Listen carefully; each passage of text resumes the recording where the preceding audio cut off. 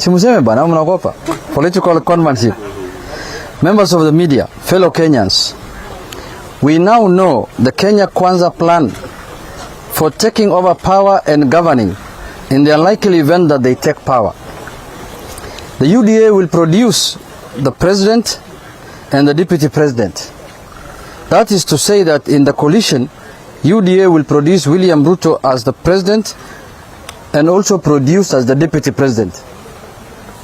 ANC, which is to say Musalia Mudavadi, has been promised to occupy a non-existent place called Prime Minister. For Kenya, that is to say Moses Wetangula, will be Speaker of the National Assembly. PA will produce Speaker of the Senate. From this lineup, two things came out clearly. One is that Kenya Kwanza, under patronage of William Ruto, is about positions. I want to repeat this. One is that Kenya Kwanza, under the patronage of William Ruto, is about positions. It's not about the common people. It's not about Mama Mboga. It's not about Boda Boda. It's about positions. President, Deputy President, Speaker, which Ruto has shared between Wetangula to be the Speaker of National Assembly, Musalia to be Prime Minister, Kingi to be Senate Speaker, and Mutua to be Cabinet Minister. These are called positions. These things they have shared are called positions. Vyeo, vile alikuwa anasemanga. The very thing Ruto has condemned for more than 4 years. He has been telling Kenyans that their coalition, they are coming together, is not about sharing positions. It's about helping the common people. It's about helping Mama Mboga. It's about helping Boda Boda. Now, the thing has boiled down to sharing of positions. And these men, Ruto, Musalia, Wetangula, Kingi, Mutua, are now the Mama Mbogas Ruto has been talking about for the last 4 years. We have come to discover today that the Mama Mboga and the Boda Boda Ruto has been talking about are Moses Wetangula, Musalia Mudavadi, and Mutua and Kingi. That is not what Ruto told Kenyans. Ruto told Kenyans that there will be no sharing of positions in his lineup. I don't know whether you can remember that. He said there will be no sharing of positions in his lineup. Ruto's party was to operate without positions, which everyone just walking around, offering services to Kenyans. And the service was to be offered by Mama Mbogas, not Musalia Mudavadi, Kingi, Mutua, and Ruto himself. We have also noted the quotas that Musalia, Wetangula, Kingi, Mutua are supposed to meet in order to land the positions. We have no option but to pity these so-called party leaders and assignments given to them, quotas that they can't achieve. In a nutshell, we come to two conclusions. One is that Kenya Kwanza is a con of the decade. When the history of political conmanship is written, Kenya Kwanza will go down as the architect of the biggest political con game in independent Kenya. Musalia, Wetangula, Kingi, and Mutua have been conned by Ruto. I want to repeat this. Musalia, Wetangula, Kingi, and Mutua have been conned by Ruto. These four men have been conned. They have been conned. They have been allocated positions Ruto said will not exist. They have taken places we were told belong to Mama Mbogas. Now Mama Mboga has no space. Boda Boda has no space. Their positions have been taken by Musalia, Wetangula, Kingi, and Mutua. Our friends, Musalia, Wetangula, Kingi, Mutua, you are caught in the throes of an elaborate con game and a wash scheme. You are being taken to the cleaners. You won't survive. Our thoughts and prayers are with you. To tell Musalia and Wetangula to deliver 70% of Western to Ruto is to con them, because you know they cannot deliver that. Imagine if Musalia and Wetangula get 69.9%, they will not get those positions. 69.9%. They have to hit 70%. Is that not a con game? These two men have been assigned quotas they won't meet. In any case, there is a very strong feeling among Kenyans that the presidency must this time must this time round go to Western Kenya. We cannot have a presidency that is rotating between one community to another community. If Musalia was serious, he should have gone for the presidency or the deputy presidency, bare minimum. Now he's going for a con game that you must produce 70% of Western votes so that you can get a position. That is modern slavery. That is demeaning a leader of the status of Musalia Mudavadi. It is very demeaning. Even President Kenyatta said the presidency cannot be a game of two communities. To expect Musalia and Wetangula to deliver 70% of Western Kenya to Ruto is to tell them to prepare their own political graves. Ruto has buried them completely. To force Alfred Mutua, of all people, to deliver 35% of the Kamba votes to William Ruto is to ask him to be conned and taken to the cleaners, because he cannot afford more than 10%. Ruto is to ask them to prepare. I mean, where does anyone expect on this earth? Where does anyone expect on this earth Governor Kingi to get and deliver 50% of the cost people if he cannot deliver even Kilifi to Ruto? Honestly. Now, they said, and we repeat, you can fool some people sometime, but you cannot fool all the people all the time, Mr. Ruto.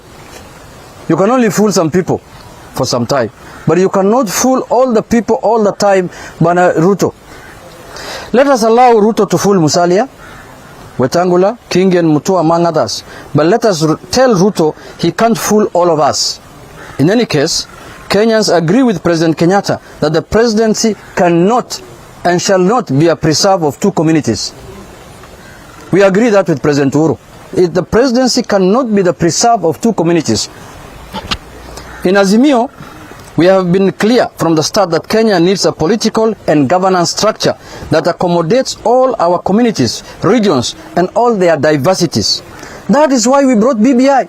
Now Ruto has opposed BBI vehemently for the last 5 years. Now today is creating the same position that BBI was advocating for Prime Minister and Deputy Prime Minister. He's not ashamed of himself.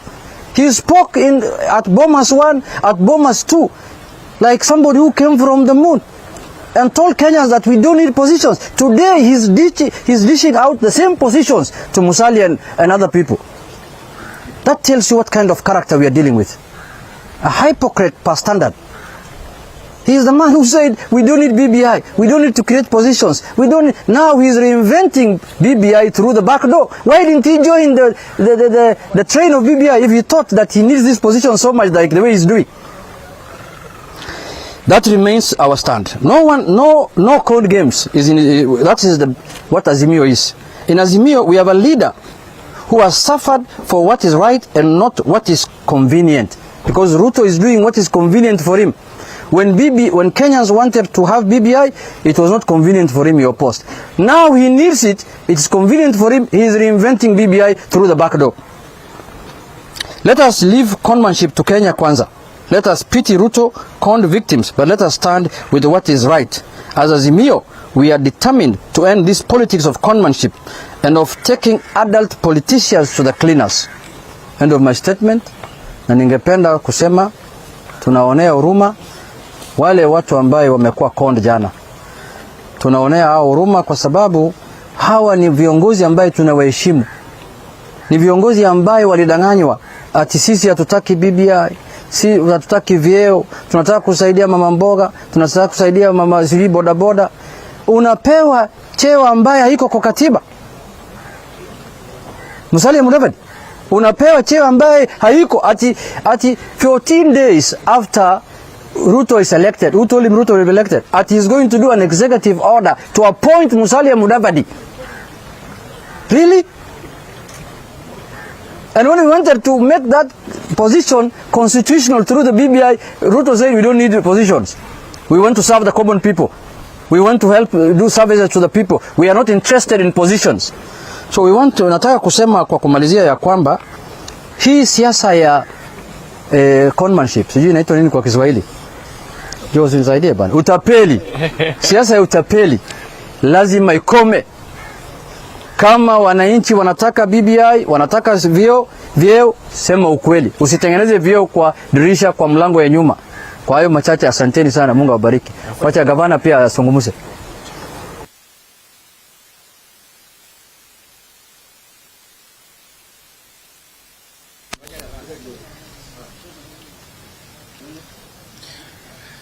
Tumepigwa na mshangazo ama butwa chakari, kwa sababu tulikuwa tumeona watu ambao wamejenga agenda ama narrative tofauti na matendo. Lakini langu mimi ni kwamba ukitathmini yote yaliyosemwa kwa muda ambao umepita, ni wazi ya kwamba ukweli wa watu umeanza kujitokeza. Ni wazi kwamba wale waliokuwa wakivaa fisi, wakivaa ngozi ya kondoo, wameivua ile ngozi sasa, na ni Wakenya kujionea. Mimi nilikuwa nataraji serikali ya William Ruto nione deputy president chairman of boda boda Busia, nione prime minister chairman of mama mboga from Kongoya market, chair lady or chairperson from Kongoya market, na hawa wengine, because they have been selling that narrative for the longest time, and this is what they have been using against us, because sisi we are realists. We say things as they are because we mean well for this country, and we want to say things that when the time comes we will stand the test of the time. So wao wameenda, lakini ukweli ni kwamba wamejionyesha. For example, hapa Kilifi, ndugu zetu ambao wametoa shida ambazo zinafaa zitatuliwa, na wakasema tumeenda UDA kwa sababu hizi. How do you resolve those issues when you're speaker? How? Wewe speaker utaleta shamba namna gani hapa? Au speaker utarudisha bandari namna gani?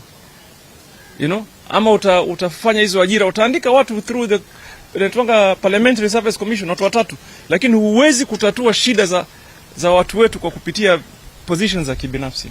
So mimi nataka niwaambie hawa ndugu zetu, mumeona mnatembea na mtu lusu, mtu mfisadi, mtu mdhabdhabina, mtu hana ukweli, mtu baradhuli. Amweni, it's never too late for you. Just man up and say hapa huyu sipo pale tulivyofikiria, and come back. Now you're telling 50% of the cost to go to how? No. And then they're saying they want to share the port. How do you share the port? How? The port belongs to Kenyans. But they have allocated the port to PA as a party. How do you allocate the port of Mombasa to a party? Honestly. You know, what kind of nonsense is this? We have an agenda that is clear. If you listen to our conversations, we're going to rethink and relook entirely on the policies that will be responsive to the economic demand of different regions. Na mkisikiza vile sisi tunasema the way we'll handle the port, we do not need to reinvent the wheel. The port was functioning earlier. There were change policy issues that were not looked at critically, and we have said tutaangalia hizo vitu na zingine, lakini maneno ya kusema sijui that you have allocated the port to a party, to PA, the port. So why don't they allocate also Lake Victoria to a party, or they allocate Mount Kenya to a party? How do you allocate the port of Kenya, the Kenya port here, Mombasa, Kilindini, to a party? Si basi wa allocate at airport. The airport pia si wapatie ODM airport. Chap iko karibu na nini? Wapatie ODM airport basi tuchukue. How do you allocate the port to a party, honestly? Is that not a con game? Anyway, any swali? Sababu kuu ya kulingana sababu kuu kulingana na wanakindi na mtua ilikuwa kwamba mkataba ambao mlitia sahihi nao hamkuwa na haja ya kuonyesha hasa kini ama kila mtu kutokea ndani.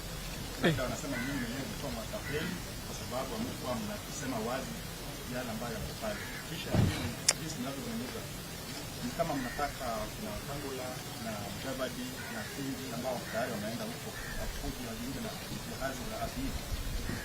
Unajua, inaonekana bana Wenga, wewe ulikuja kufanya press conference yako hapa, sio yetu. Sisi tumekuja kuongea na wewe juu ya hii maneno imefanyika jana ya maajabu. Document yote ambayo ni ya coalition zinakuwa registered kwa political parties registrar. It is a public document. You can go and access it under Article 34, Article which one of access to information. So these documents are public. We deposited ours on 9th of April. It is there.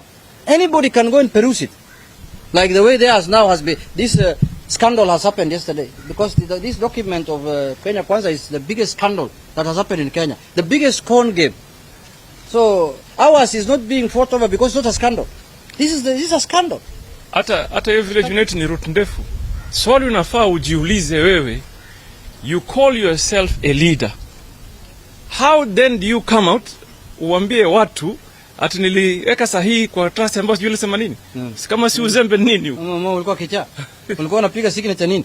Party leaders yote walisign your document, secretary general yote wamesign. How do you sign something that you don't know or you have not read? It's a con game. It's mtu ambaye hajui anafanya nini.